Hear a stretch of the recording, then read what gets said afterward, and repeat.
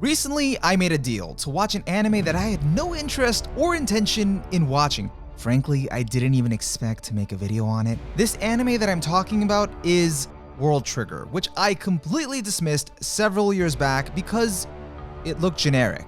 Where have you heard me say that before? It only came back on my radar because season 2 just started airing and the World Trigger superfan living in my house kept prodding me to watch it. The deal was that I would just watch the first episode. Begrudgingly, of course, because I was convinced that it couldn't be anything more than bland. Based on the little that I had seen before, the character designs looked mediocre, the 3D monsters looked lifeless, the transformation sequences were dull because they just amounted to a clothing swap. And on top of all of that, it had these odd quirks, such as characters defaulting to these silly duck face expressions, and a ridiculous 5-year-old riding around on his capybara trying to determine if you're worthy enough to have his red bean pancake. And then before I knew it, I found myself having this stupid grin plastered on my face every time this 5-year-old would come on. Not to mention I ran out to get some red bean pancakes. So, what happened? Well, let's take a step back a bit. First, you might be thinking, if this anime is actually good, like you're probably about to say, how come I haven't heard anyone talking about it? And for that, let me give you some context. World Trigger aired all the way back in fall 2014 and finished right before spring 2016. Many people didn't pick up this anime, including myself, because on the surface, it just looks, to put it bluntly, forgettable. It also had to share a season with anime series that are now memorable favorites, such as Your Lie in April, Shirobako, Fate Stay Night Unlimited Blade Works, Parasite the Maxim, and even Akatsuki no Yona. Akatsuki no what? One second, guys. How dare you? And to put it even more into perspective, World Trigger's target demographic is shonen, which usually is associated with flashy battles and action, and the buzz that year was all about Kill la Kill, Tokyo Ghoul, and the long-running Hunter x Hunter 2011, which finally came to an end right before World Trigger started. Hell, even the Naruto manga ended that same season World Trigger was airing. So what was World Trigger doing to compete during its first 12 episodes? Nothing anywhere near as flashy. Basically, there was no buzz to make it catch interest among its target demographic. I would know because I never bothered to read its description on the seasonal chart. Its adaptation also didn't do it any favors in making it stand out. It was heavily padded with long recaps, 2-minute bonus shorts at the end of each episode. Oh, and you know how anime sometimes skip playing the opening in order to make room for more content? Yeah, that wasn't really the case here. If there was an opportunity to fit in the opening somewhere in the episode, could have been 5 minutes in, 10 minutes in, 15 minutes in. Yeah, they made sure to get it in there. And with that being another minute and 30 seconds, all of this padding probably amounted to less than 15 minutes of actual content each time. So here I am, 6.5 years later, sitting in my living room, unaware of any of this, and all I can think about is that it's 73 episodes. And that's way too much of an investment in order to find out if something gets good, at least for the casual viewer, which is probably another factor that made it harder for more people to pick it up later on while it was airing. And yeah, okay, I've done it before, but there was no curiosity here, just doubt. So after watching the first episode, I was actually mildly interested. We're introduced to Osamu Mikumo, a high schooler that's secretly a border agent, and Border is pretty much this organization that fights off alien invasions. These aliens are called neighbors, by the way, and pretty much the specific city that these characters are living in is a hotbed for these things. But back to Mikumo, we're shown that he can't do squat against a neighbor when one shows up. So he ends up having to get saved by, dun dun dun, the mysterious new transfer student who is also a neighbor. Wait, what the fuck? There are human ones? And that pretty much kicks off the story. You can imagine how complicated that scenario would be for someone that's literally in the organization that's fighting them. And I have to admit, this setup did raise some questions in my mind that made me curious. But a powerless protagonist that's crazy about helping others, and a mysterious new transfer student that happens to be a secret badass, aren't anything I haven't seen before. And I'm not saying that those things are bad, but what follows usually from my experience tends to be very predictable. So with that, the deal was done. I didn't plan to continue until said superfan made an offhand comment afterward and likened one small thing in the show to Evangelion. And it was a leap, and not even that similar. She casually said that the neighbors coming through portals to invade and the border agents having to defend that specific city was similar to the angels coming down to attack the fortified city of Tokyo 3 and the Evangelions having to defend against them. Border headquarters, nerve headquarters. I could see the manipulation at work here, but the more I thought about it, the more I let it ingrain into my mind, the more I was like, yeah.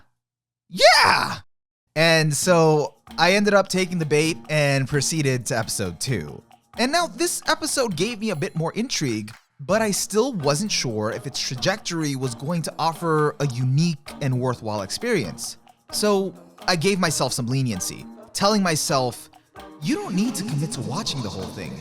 If you're bored at any point, you can just stop. And so I don't know if it's because I was in that headspace that I could just stop whenever, that I became more open to see where it went. And somehow with that, my concerns were washed away, and I flew by the first 12 episodes, which, in hindsight, do a great job of establishing the core cast and their motivations, while also introducing us to some fundamental concepts about the world, such as triggers, which you could think of as the powers in this world. Now, to be clear, the reason I said in hindsight is because there is no getting around the fact that the first part of World Trigger isn't visually impressive or even particularly memorable. However, all of it does set up a great foundation for everything that's to come, especially with how complex its battles get.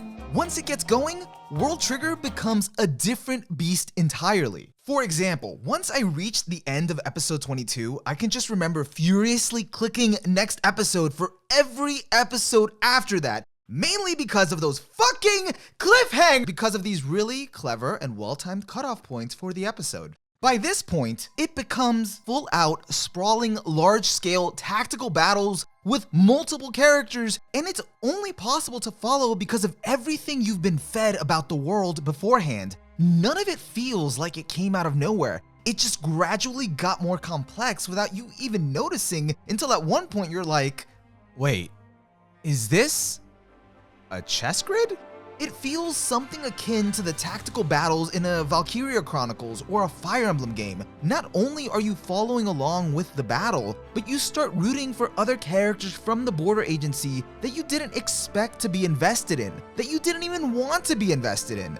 Once the show finds its identity, the foundation that it lays in the first few episodes pays off tremendously. Meaning every episode in World Trigger is worth the investment. Okay, the filler arc is questionable, because without all the context, there is no single episode I can point to that'll make you understand how awesome this all is.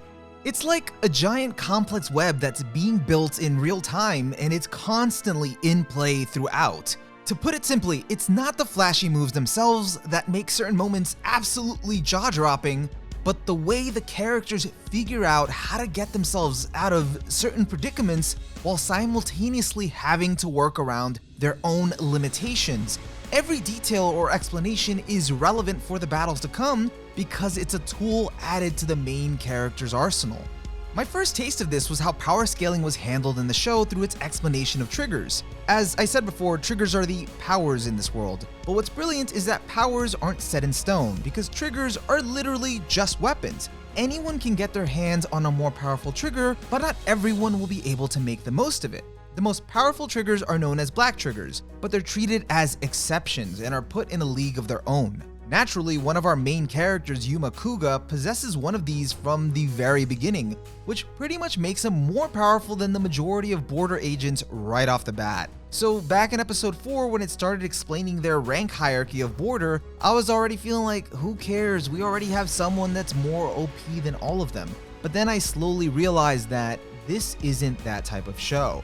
Everyone in World Trigger can hold their own, or has the ability to. They just have to examine their skill set and choose their weapons accordingly. Someone wielding a black trigger can still be taken down by a normal trigger user based on their skills, experience, and strategy. Furthermore, once team battles are introduced, it becomes clear very quickly that this isn't about one person holding all the power, it's about being able to work together to take down a threat. This is where World Trigger really shines because it puts less focus on getting stronger individually and more focus on team coordination. So basically, one character being strong doesn't mean jack shit when other characters can easily use the right tactics to take down that one strong opponent and leave the rest of the team members vulnerable. However, what takes these team battles to the next level is World Trigger's giant cast of characters that each add a different application of tactical combat to the show. And even more than that, for such a large amount of characters, they're amazingly fleshed out enough to make each of them memorable. This gives so much color to the border agency and makes it feel alive with different personalities, goals, and skill levels instead of feeling like some faceless organization that the main characters just work for. It's living, breathing, and doesn't purely revolve around them. Even the higher ups are split up into different factions, each with their own priorities and agendas. One of these factions is the Tamakoma branch, which is the one with the most personality, or how the other factions like to say, the one where all the weirdos go. My favorite part about having these different factions is that it allows for unexpected combinations and dynamics being built between characters you'd least expect. And because you know enough about these other characters and their abilities, it's actually exciting. Whether they're rivals or just on a different squad, they can all still learn from each other and they help each other train to get stronger. Because when the time calls for it, they stand unified. Because everyone is working toward the same thing, which is to fortify border and protect the people of the city. Anyone's strength or specialty is an added strength to their ranks. World Trigger does such a seamless job of getting you invested in so many characters at the same time because of this. And this is part of its core identity. Initially, I felt like the series was trying to establish its footing between its tactical complexity and its quirky, likable cast. And this is something that's never actually lost throughout the show, only integrated more fully, where you can have both the exhilarating complexity of seeing all these pieces culminating together, while also having the satisfaction of seeing your favorites getting their chance to kick some ass. But what sold me the most on World Trigger is its heart, and that lies in the dynamic of its core characters, specifically Kuga and Mikumo. Mikumo is a stubborn worrywart that cares too much about other people to the point that he's constantly putting himself in danger in order to do what he believes is right. Now, this would be okay if Mikumo wasn't inherently weak. He lacks the physical capability and even the actual affinity to wield a trigger, making him the least cut out to be a border agent. No, seriously, he's constantly told by practically everyone in the show throughout all of its 73 episodes that he is weak. It becomes an inescapable fact. Kuga, on the other hand, is truly strong, emotionally, mentally, and physically. Even though Kuga ends up having to save Mikumo because he isn't strong enough to save himself or others, Kuga never holds it against him. On the contrary, Kuga lets Mikumo have all the credit because he considers Mikumo someone worth following, which is why Kuga sticks around. Kuga's level-headed encouragement allows Mikumo to have one of the most grounded developments in all of anime, or at least those catered to shonen. Keep in mind, these are the ones that I've watched. After working hard, going through so many trials, and even improving as a border agent, he still has to be saved by Kuga again. His capacity is quantified so much in the show that realistically, as a viewer, you can't see a way out for him. There's no shortcut, no random power-up, and no time-skip training arc. And I'm not gonna lie, this stings sometimes, but it never gets depressing because, as I mentioned before, it's not all just about Mikumo. Mikumo goes through a ton of rude awakenings, but they're all necessary toward his growth. Since the beginning, the show constantly reminds you, by way of its characters, the importance of understanding your limitations. Many times we look at the things we can't do with shame, mainly because of our egos. And sometimes it's just because of a time limit we're working with, a lack of experience, or at worst, a lack of natural ability. But everyone in World Trigger can excel as an agent as long as they look at their tool set and determine how they can make it work to their advantage. Because at the end of the day, you are the way you are, and this is the message that resonated the most with me from World Trigger. But it didn't stop at just be yourself or just accept yourself and just leave it at that. It took it one step further. Instead of wasting effort trying to deny the fact that you are the way you are, spend that effort determining what you want to do and then chart a course for how you can get there. And if that requires an extra hand, there's no shame in that. It's about knowing what you can and cannot do. And once you know that, bringing together the resources to build what you want to see come to fruition. In Mikumo's case, he has no other choice but to use his mind to think things through. But that takes him time and a lot of trial and error. There are even a few things he isn't able to see for himself because he lacks the experience, and it's his fellow comrades that help him figure it out. The dynamic that starts out with just him and Kuga in the beginning expands its radius to include the rest of the characters in the show. Kuga's lighthearted attitude and directness, combined with Mikumo's seriousness and determination to face his weakness head-on, is what rubs off on the other agents in Border, including their very own team member Chika, who starts out as a meek and timid girl that's able to find her own agency and chooses to fight on her own terms. Gradually, this frail-looking little girl becomes one of the show's most fearsome threats. This steady but consistent progression that the series offers makes the payoff in the new season so worth it. Like, I can't even explain to you how good it is right now. World Trigger got its second chance with its second season airing right now, and it looks better than ever. Like, oh my god. That new opening looks so good. It's one of my highlights of the week every week, and it was one of the most fulfilling binges I've had in a long time. I hate to admit this, but I am so glad I gave it a chance, and I sincerely believe that this anime deserves to be talked about more. So I hope, like its producers, who believed in its source material so much that they gave it a second season to come back to life, that you can give it a second chance to shine. Oh, and I guess this wouldn't really be a World Trigger video if I didn't play the opening right here before the video ends. Hey guys, thank you for watching the video. I hope you enjoyed it. I tried to do things a little differently this time, which I'll get to in a bit, but I hope I compelled you to watch World Trigger because, as I said early on in the video, it was the last anime I expected to make a video on, but that's just proof of how enjoyable it was, and I feel like, again, more people should be talking about it. So if you go and watch it and you feel disappointed, let me know in the comments. Just let me know how your experience was, whether good or bad. If you did really enjoy the video, please give it a like.